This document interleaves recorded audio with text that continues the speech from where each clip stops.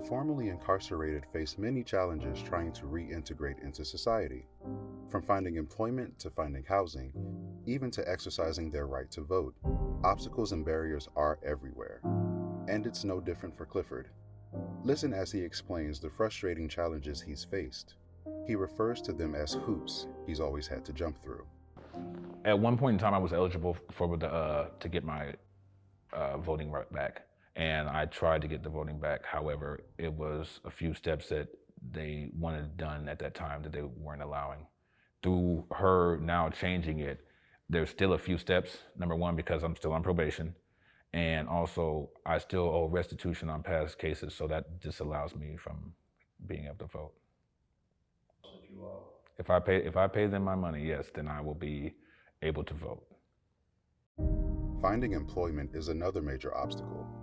Qualified or not, many employers won't hire ex-felons, period. Clifford has faced almost landing a good job many times, but denied it because of his criminal past.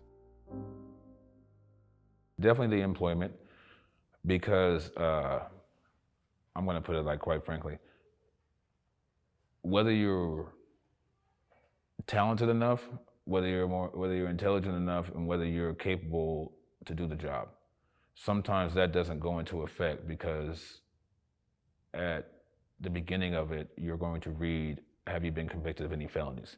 And once you read, have you been convicted of any felonies, and you see that this person has been convicted of any felonies, you're not going to look or divulge into too much more of the information that this person has to say, because you have a person to the left or to the right with another application that doesn't have this same box checked.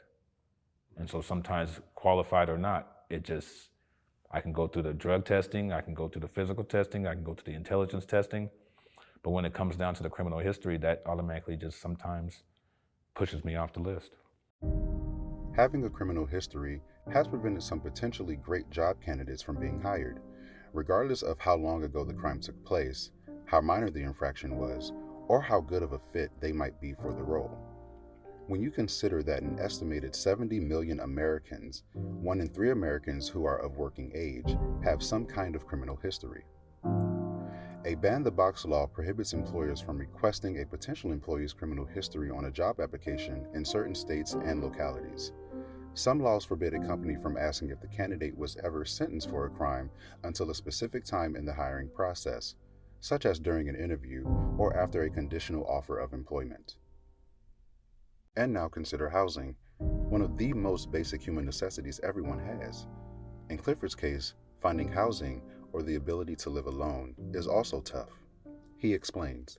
Yes, because nobody wants somebody that was selling drugs to live in their house. They don't want the problems that come along with they don't want the problems with the people that comes along with the people knocking on the door, and they don't want the problems with just you being here in general.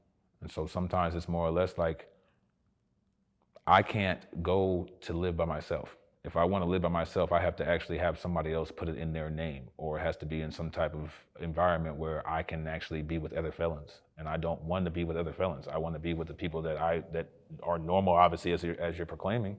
I don't want to be around the drugs and the gangs and the fighting either. I want to be around the people who are trying to progress. That's what you want me to do. Because once again, when they see, have you been convicted of felonies on the rental application, they don't want you to come here. It's just one of those things that, well, you can jump through this hoop, but then we have another hoop waiting for you. So if you don't fit in that hoop, then you just won't make it.